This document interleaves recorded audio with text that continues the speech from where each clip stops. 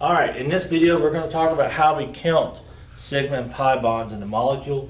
So the first thing we should do in this case is draw the Lewis structure. And so let's say we have water as our first example. So water's Lewis structure looks like this. Alright, and so what we're going to do is we're going to use the Lewis structure in this table to count how many sigma and how many pi bonds are present. So let's look at sigma. Alright, sigma bonds, remember, are found in between the two nuclei. So how many sigma bonds do we have here? We have 2 sigma bonds, so therefore we have 2 sigma bonds. Now, do we have any double triples? Nope, so therefore we don't have any pi bonds in this example. Now, let's say we have this example here where we have this compound.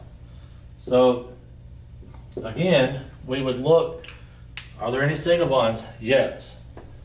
Are there any double or triple? Yes. How many sigma bonds do we have? We have 1. So that's 1 sigma. So we're going to have 1 sigma.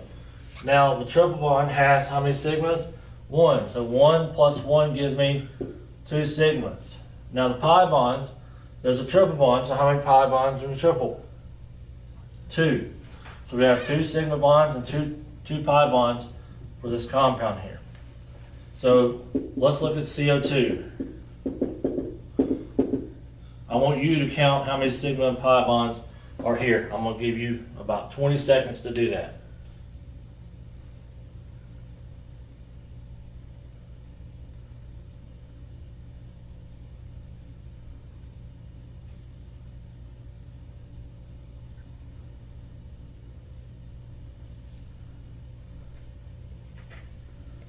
All right, that's 20 seconds. So what'd you come up with? How many sigmas? You should have 2 sigmas because there's 2 double bonds, and then if you look, there's 2 double bonds. Each double bond has 1, so that's 2 pi bonds. So you get 2 sigmas and 2 pi's. Now let's look at another one.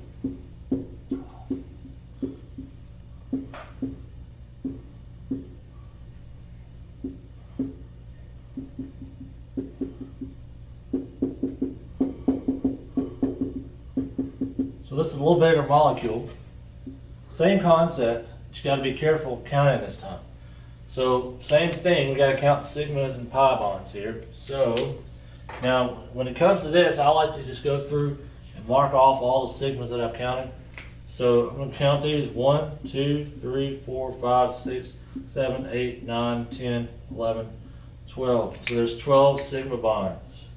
Now I can see that I have a double bond here, here, and here. So that means that there are 3 pi bonds. There are no triple bonds, so we're done. So we counted it. So in this molecule, you have 12 sigmas and 3 pi's.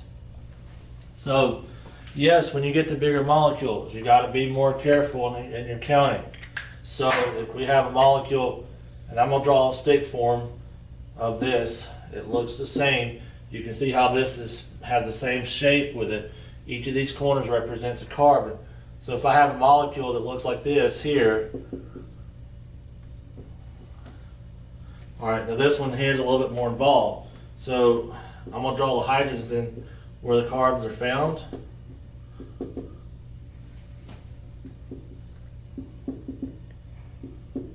We're going to count this one here in just a second. So remember, at each of these corners, you have a carbon.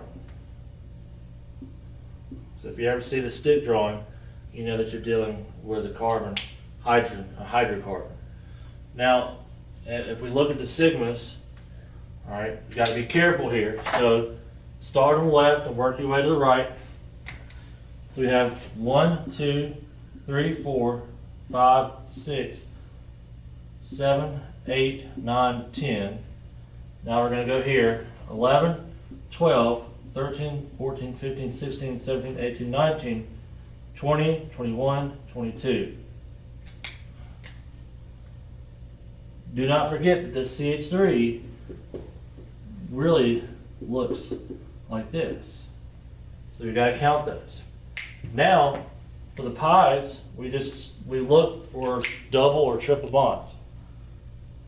Oh, yes, I missed one right here, so that one is gonna be 23. Now, let's do the doubles, no triples, but there are 1, 2, 3, 4 pi bonds. There's 4 of those. So in this molecule, you have 23 sigmas and 4 pi's. Don't forget that when you have these shorthand notations, make sure you expand those out so that way you remember to count them. So this is an illustration of how we count sigmas and pi bonds whenever you look at the Lewis structures. All right, thank you.